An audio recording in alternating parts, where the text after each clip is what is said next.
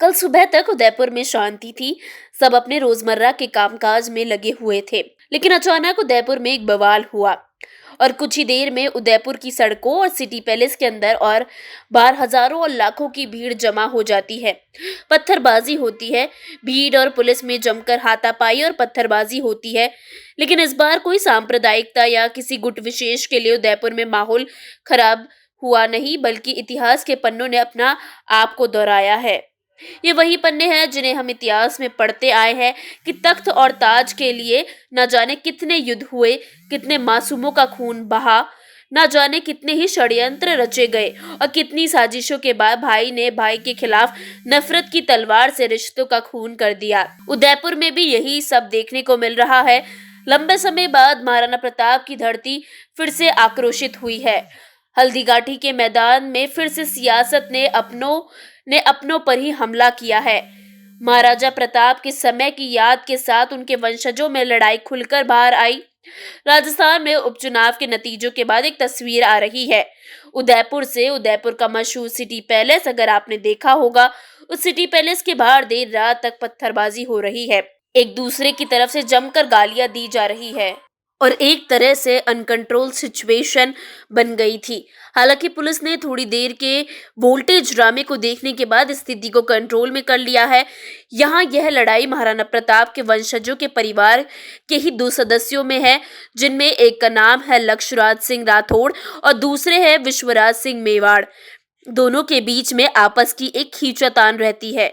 विश्वराज सिंह मेवाड़ हाल ही में भारतीय जनता पार्टी से विधायक है और उनकी पत्नी महिमा सिंह सांसद है। लक्ष्यराज सिंह मेवाड़ की इनके भाई में बनती नहीं है। विश्वराज सिंह के पिता महेंद्र सिंह मेवाड़ की मृत्यु 10 नवंबर को ही हो गई थी। उसके बाद उनके उत्तराधिकारी की खोज होने लगी तो विश्वराज सिंह ने कहा कि मैं इनका उत्तराधिकारी रहूंगा। उनके जो समर्थक थे उन्होंने भी यही बात कही। अब इसके बाद इनका राज तिलक की तैयारियां होने लगी और वैसे ही होने लगी जैसे महाराणा प्रताप के जमाने में उनका राज तिलक हुआ था। भगवंत सिंह मेवाड़ के दोनों बेटे महेंद्र सिंह और अरविंद सिंह के बीच विवाद चल रहा था, जो अभी तक नहीं सुलझा है और इस उलझन में झीलों की नगरी में सैलाब आ रहा है। ये विवाद तब ज्यादा बढ़ गया महाराणा प्रताप विश्वराज सिंह का मेवाड़ के चित्तौड़गढ़ में राज तिलक हुआ था। राज तिलक के बाद महाराणा उदयपुर सिटी पैलेस में धूनी दर्शन के लिए पहुंचे थे। अरविंद सिंह मेवाड़ ने पैलेस में गेट बंद करवा दिए और मामले ने तुल पकड़ लिया। पुलिस और प्रशासन ने मौके पर शांति व्यवस्था बना ली है। जिला कलेक्टर अरविंद पोसवाल का कहना है कि सभी समस्याओं का हल बातचीत से निकल सकता है। हमारी दोनों पक्षों से बातचीत हुई और हम आगे की कार्यवाही में लगे हुए हैं। माहौल है अभी और क्या धारा 144 लगाई जाए?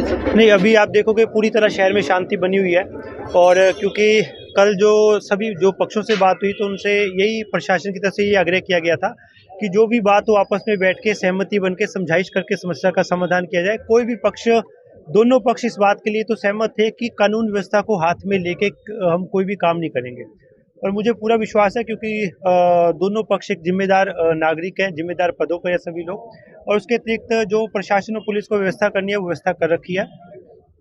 सामाजिक रूप से भी उनसे बातचीत की जा रही है। हमारे यहाँ के जो जनप्रतिनिधि हैं वो भी दोनों पक्षों से बातचीत किए हुए हैं और इसके साथ में कानूनी रूप से जो भी कार्रवाई की जानी है, कल जो छोटी मोटी घटनाएं हुई हैं उन घटनाओं पे कानून जो अपनी सख्त से सख्त कार्रवाई करेगा और कोई भी व्यक्ति अगर कानून अपने हाथ में लेने की क्योंकि कोशिश करेगा तो उस पर निश्चित रूप से कार्रवाई की जाएगी। धूनी को जो है वो सरकारी रिसीवरी में लिया गया है। रिसीवरी में लेने का मकसद ये होता है कि अगर कोई ऐसी जगह हो जहाँ विवाद हो, जहाँ पे कानून व्यवस्था बिगड़ सकती हो, किसी जान माल की हानि हो सकती है तो उसको सीआरपीसी के तहत रिसीविंग में लिया जाता है। तो उसको रिसीविंग में लेने की जो आदेश जारी हो गया और आगे की कार्रवाई चल रही है। बिल्कुल निश्चित रूप से दोनों पक्षों के द्वारा एफआईआर दर्ज करवाई गई है और उसके बाद होने के बाद जांच करने के बाद हमारे पास अभी वीडियो रिकॉर्डिंग्स हैं, सीसीटीवी कैमरा उपलब्ध है। उनको देखने के बाद जो व्यक्ति भी पथराव में शामिल थे उनके खिलाफ कार्रवाई करेंगे। सर, यहाँ दर्शन होने के बाद में एकलिंग जी दर्शन करेंगे तो क्या वहाँ पे किस तरह की कानूनी व्यवस्था है? अभी तो हमारे पास इस बारे में अभी कोई जानकारी नहीं है और यहाँ के दर्शन की भी अभी कोई जानकारी नहीं है। हम तो भी निश्चित सभी अधिकारियों के साथ बैठ के आज किस प्रकार की रणनीति रहेगी और आज देखोगे कि यहाँ पे गेट बंद है। तो ये इस सब की जानकारी अभी मेरे पास नहीं है। क्या अपील करेंगे सर जनता से? मैं जनता से ये अपील करूंगा कि कानून हाथ में लेना किसी समस्या का समाधान नहीं है। हम लोग बैठे हुए हैं, बड़ी से बड़ी समस्या का समाधान बैठ के निकल सकता है। तो आप लोग थोड़ा सा धैर्य रखें और सोशल मीडिया की अफवाहों पर ध्यान नहीं दें।